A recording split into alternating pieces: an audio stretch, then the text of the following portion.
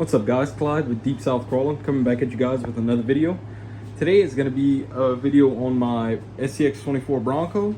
As you can see here, it looks a little bit different than my last build video. I did add some more stuff. I didn't get the chance to record it just since I was busy. I wanted to throw it on there, but now I got a little break, a little time.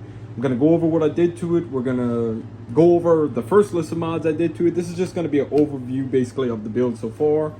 We're going to get some outdoor running footage, some indoor running footage on my little indoor course here, and also a 2-month ownership update.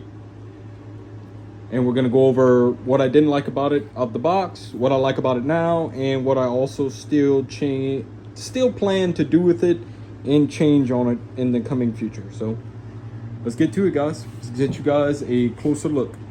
All right, guys, so I got the little Bronco on the workbench here. Sorry about the background noise. If you do hear something, it is my little window unit in my RC room. It is hot, and I do live in South Louisiana, so it is hot this time of year. So my first list of mods I did to it was I added a 9 gram front brass diff cover and some hot racing aluminum adjustable shocks. So that was the first list of mods I did to this thing. The first paid mods. The first free mods I did was I removed the rack, the interior, and the spare tire just to get rid of that unsprung weight. So that was my first list of mods. I really liked what it did there, but I had a complaint about the stock tires. I did not like the stock tires at all. I know they almost all come with different tires now. The ones mine had with the Nittos, I didn't care for them at all. I'm actually going to go right now and grab everything that I removed and what I've used on it so far. I should have grabbed that before, but let me go get that real quick, guys. All right, guys, now that I got everything here, we can keep going on this video. The first thing I removed was the interior. I actually like the interior. It's pretty detailed for a 24th scale, but I took it out just to get rid of that unsprung weight. I might throw it back in there now. I don't know, maybe, you know. You guys leave a comment if you want to see that. I removed the rack that was on top here. That was just more, like I said, unsprung weight. And then my first mod, when I removed these factory tires, which here they are, they're just a plastic glue-on Nitto trail grappler. They don't have much grip at all, as you can see there. First mods I did towards the tire was I got these RC four-wheel drive stamped steel bead locks, and I had got these RC four-wheel drive super swampers, as you can see here. But I did like them. They're pretty grippy, not gonna lie. It's not as much grip as I would like, as you can see there. They are pretty grippy though. The only complaint I had them was they're about the same size as a factory tire, as you can see there. So that's not really what I was going for. I was going for something crazier and bigger, so we'll get to that when I show my second list of mods. But that was the first couple things I did. My second list of mods was I installed, this is the factory motor, but I installed, as you can see here, a hot racing 66 turn long can brush motor. I really like that little motor. It has plenty torque for a brush motor. It runs super smooth on the low end. It has a good bit of wheel speed. It's pretty good for me as of right now. It came with a stock 88 turn short can dynamite brush motor. It is a pretty good motor, not gonna lie. It had good power on these tires. It even had decent power on these tires, but when I went to something bigger, I just wanted to have that peace of mind. When you do change out that motor, you do have to you have to buy the hot racing motor plate. If you guys don't know, it will not work with your factory motor plate. So if you guys are thinking about getting that motor, you're gonna have to get this factory plate. And if you guys see anything in here that you have questions about, let me know. I can try to get you a link for it, or I can do an individual review on just that product. And these were the factory shocks. As you can see here, they're really springy, really toy grade.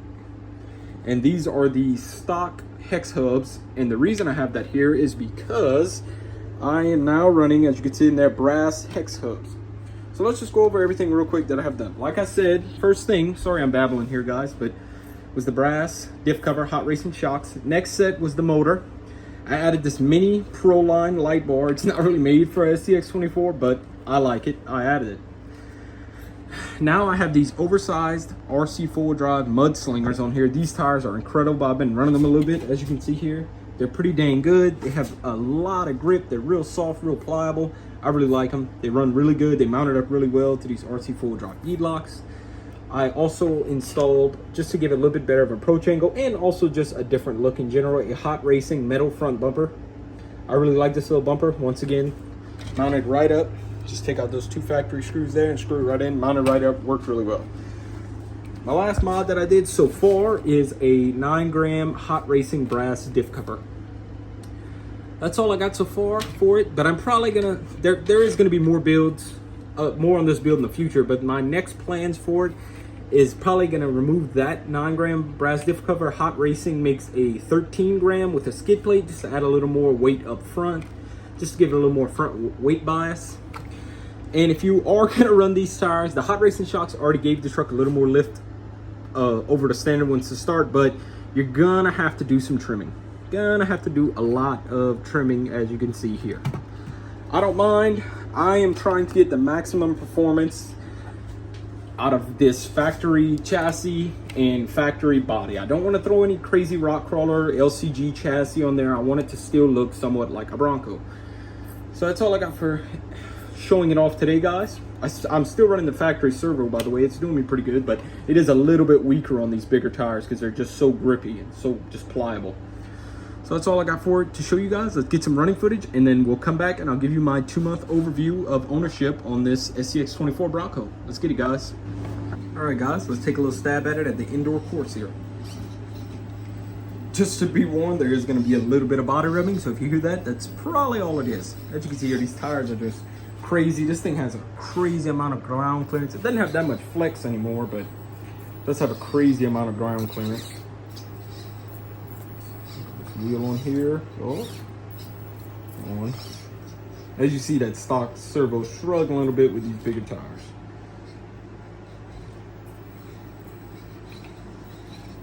All right, came down the first part. Have to back up.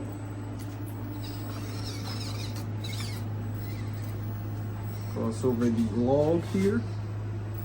A little bit of flex in action. Oh yeah.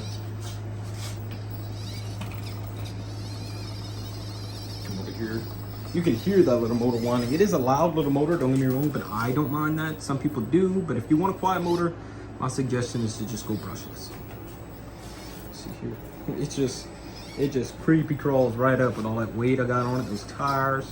This isn't a crazy comp build. This is more of just a trail rig and just more of a wow factor build. Just running huge tires on a mini truck. Something I've always wanted to do since I've got into crawlers, or even mini crawlers now. And I'm finally gonna do it with this one.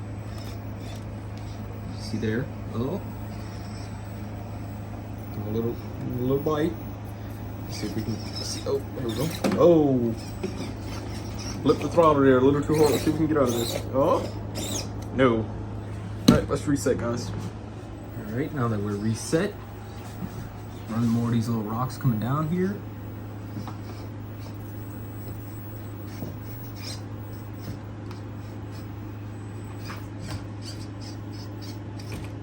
There we go. Back up. Go. See if we can look around. As you can see here, this little motor got plenty of torque and wheel speed. Just flip it around here. Go down the little gravel driveway. See? Cross over the log path here. And that's it for my little indoor course. Nothing crazy, just something to play around with when it's too hot outside, or just to give me a baseline on testing my stock vehicles. It's nothing like, one of my favorite YouTubers right now is Cape Crawlers. He's like the king when it comes to mini crawlers. That guy's been my inspiration into getting back into RCs, basically. So let's get a couple of outdoor shots of it, guys, and then we'll get that overview. Oh, we got a light hanging out. Let's get some outdoor footage of this little thing crawling.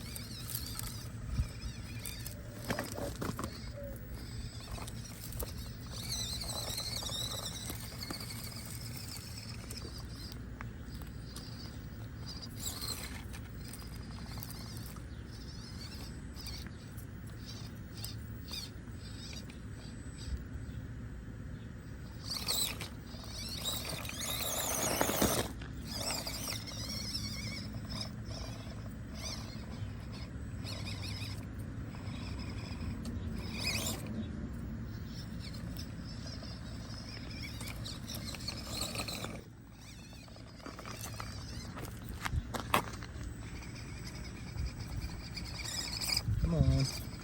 Grip. Oh, there we go.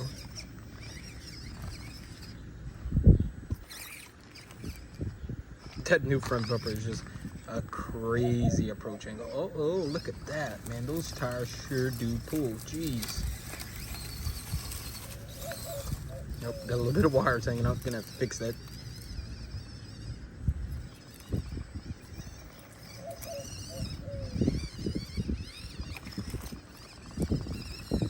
Let's see. I usually always flip right here, but let's just give it one shot.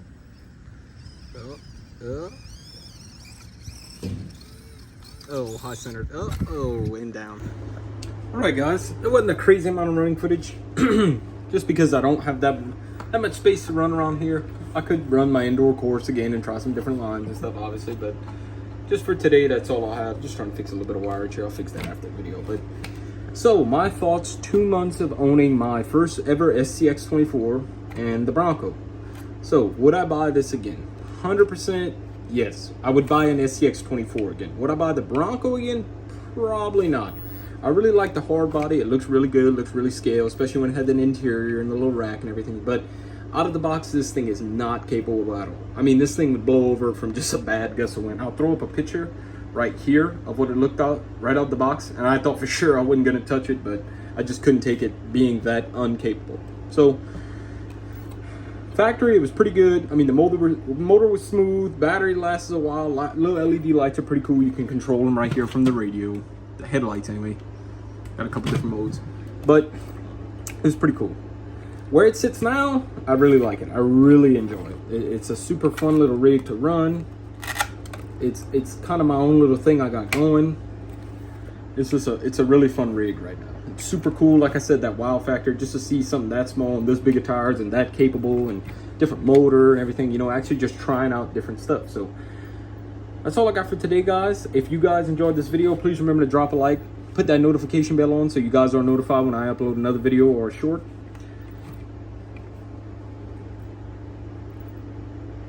That's all I got for today, guys, really. If there's anything you want to see get put on this rig or get tested out on this rig, please leave a comment. But that's all I got for today. In my next video, I should be running my brand new TRX4m. Should be some first footage of that. It hasn't even touched dirt yet, so we're gonna see how capable it really is. So that's all I got for today, guys. Like I said, if you enjoyed this video, please like and subscribe. And this is Clyde from Deep South Crawling signing out. Remember, guys, till next time, keep it low and slow.